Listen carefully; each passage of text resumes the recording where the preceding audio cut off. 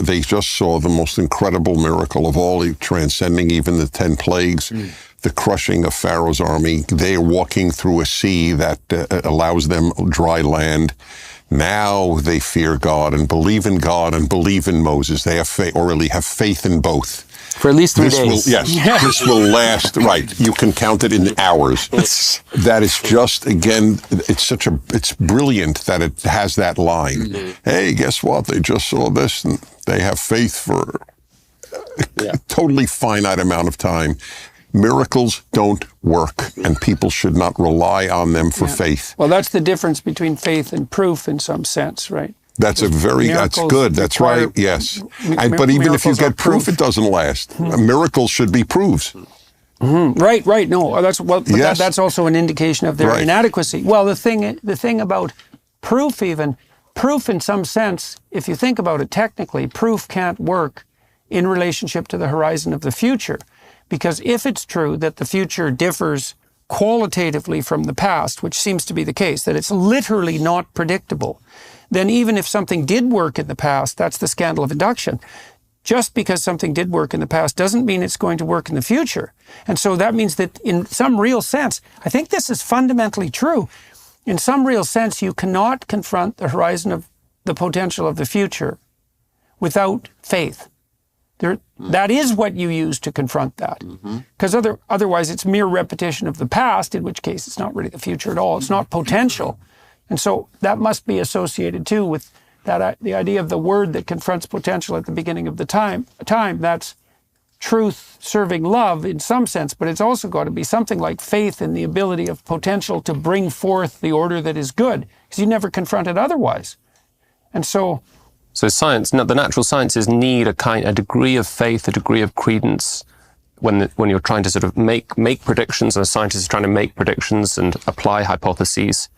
You're right. There is. Well, the faith would be that which corrects your prediction, because maybe you'd like your prediction to be true, but even more fundamentally, you have to believe that the transcendent object that corrects your presuppositions is good, and that making contact with that serves the good, and governed by regularities and patterns and life-giving orders. Well, otherwise you'd think more like Prometheus, right? You'd think, well, we don't want to make contact with the transcendent object as scientists because we'll be presumptuous; it'll just destroy us. Like you could easily, and there's some reason to think that way because God only knows what you're going to discover scientifically, but that isn't how scientists orient themselves. They think, well, we're following our internal logos, and we're making contact with the logos of the world, and if we do that diligently and ethically, then the result will be good. That's a replication of the biblical pattern. Why secularists never have a view of freedom,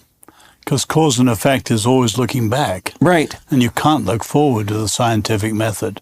Yeah, the thing is, in some sense, at that point, science devours itself, because I don't think there's any credible scientific evidence that we're deterministic.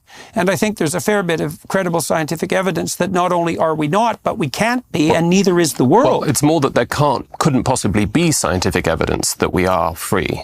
Because the determinist just says, it takes a step of faith and says that all of our actions can be explained, all our behavior can be explained in terms of physical causes and physical effects. But the person who believes in free agency just says that's not an exhaustive account of how we act. Now, there's no scientific way to settle that.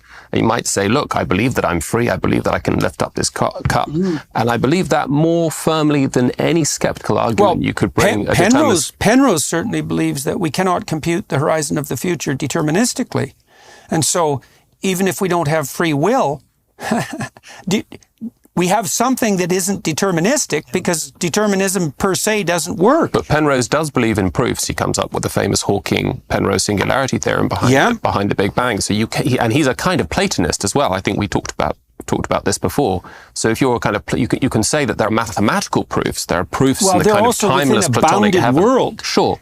But there couldn't be in this, as it were, in the physical order. So, we'd be perfectly happy giving kids mathematics textbooks from the 1950s if they could still kind of understand them. We'd be very worried if we were giving kids physics textbooks from the 1950s because science is moving along all the time.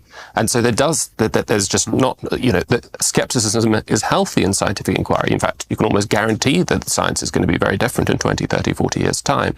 And yet it's acquired this kind of sacred status, scientific knowledge, a kind of, this is actually the source of all certainty. Well, science is actually the process, not the consequence in some real sense, right? And you sound like a science denier.